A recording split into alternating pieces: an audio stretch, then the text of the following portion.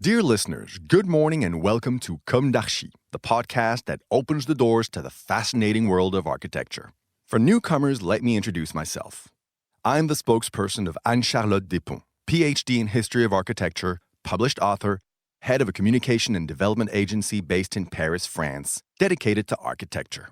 Let's meet every week to discuss culture and architecture with specialists and learn how to look at projects through a context and diversity lens. Thank you for being with me today, and now it's time for talent. Bienvenue dans comdarchi.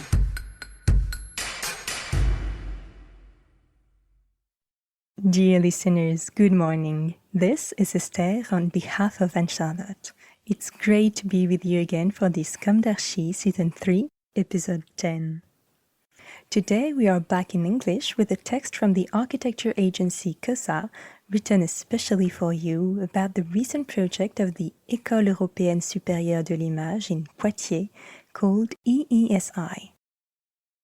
COSA is a young old agency, one might say. It has the cumulative experience of 14 years of collaboration between Arnaud Sachet and Benjamin Colbock. It has the enthusiasm of its 5 years as COSA. The architect-teacher and the architect-engineer are complementary. Surrounded by their team, they carry the conviction that architecture must provide simple answers to complex questions. COSA's architecture is nourished by Cartesianism and systems. By refraining from arbitrary form and storytelling, it seeks geometric, ecological, and constructive evidence.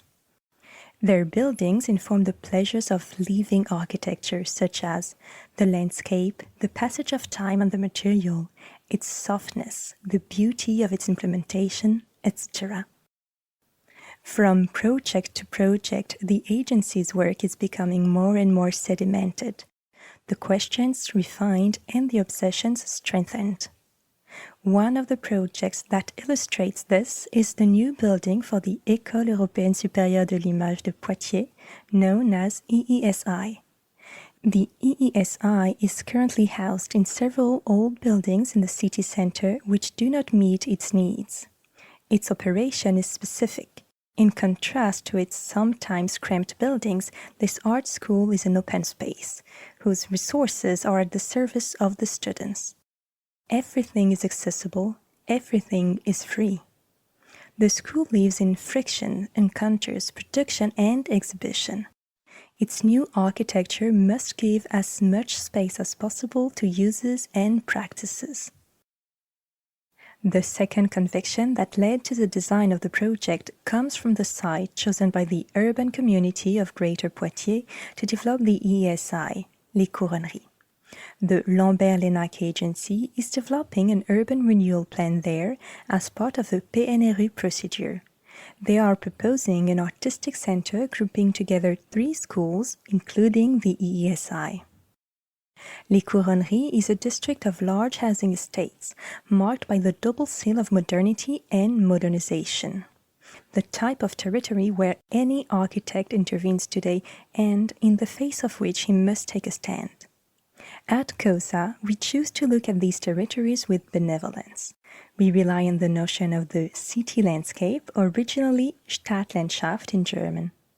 The city landscape seems to us to be an effective way of understanding our cities, the suburbs.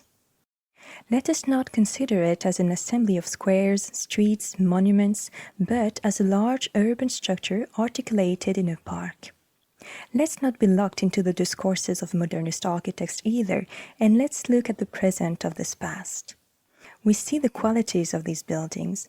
They are architectures of uses slipped into a sovereign structure. There is a timeless classical spirit that is seductive. To anchor the EESI building in Les Couronneries district, we have aligned it on the street, but freeing up a large agora which integrates it into the school center and beyond into the city landscape. Then we have to go further to ensure that this building cannot be anywhere else. We are thinking of a vernacular architecture, but a contemporary vernacular.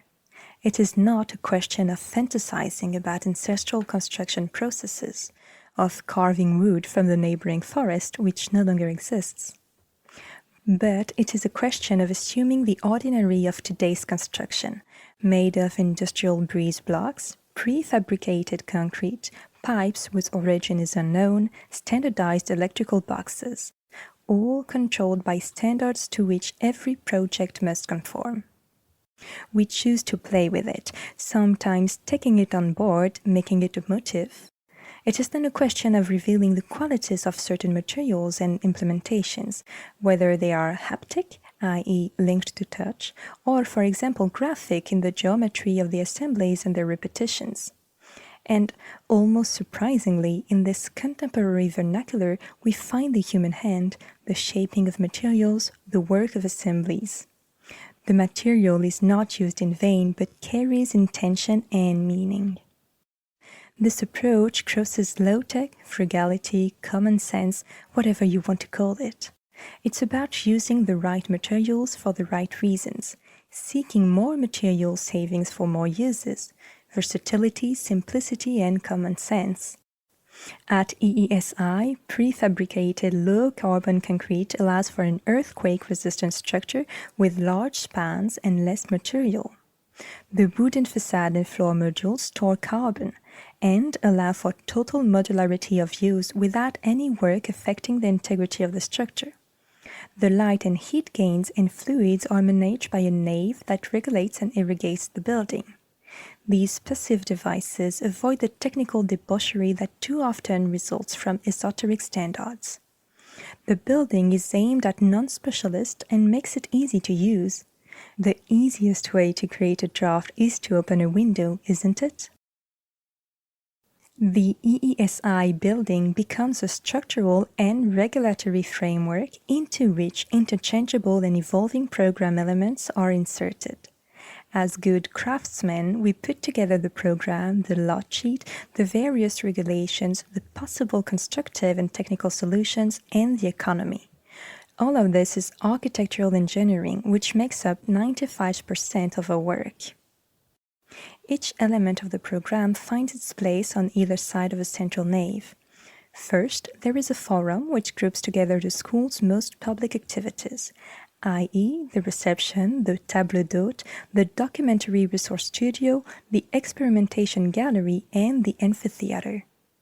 The forum is extended by the fabrique, which is double height with its assembly halls, painting, sculpture, metal, and wood workshops.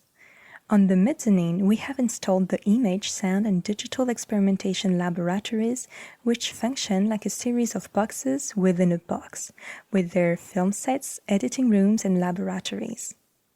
On the first floor, the students' workshops, divided by year, face the administrative and educational control room. This is where the users are directly involved. We deliver a building that they make live and whose aging their company. Including them in this process reinforces our questions about the logic that we give to the construction. Very pragmatically, for example, do we impose the location of electrical outlets, or do we propose a cable tray that can accommodate new connections? Why should plasterboard be plastered and painted when it will be used as a support for displays and student manipulations? Can the students even work in the asphalt service yard? And if tomorrow parts of the building disappeared behind the vegetation of the agora, would it be so bad? You can guess that at this crossroads of architectural engineering and contemporary vernacular of low-tech, we prefer flexible devices to better respond to our users. We prefer to see architecture fade away behind the uses, behind the vegetation. The question may seem trivial, but for us, it has a phenomenological significance, posing ontological questions that define the function of architecture. Dear listeners, thank you for tuning in. Let's meet again next week for a new comdarchi in English. And until then, take care of yourselves. Goodbye.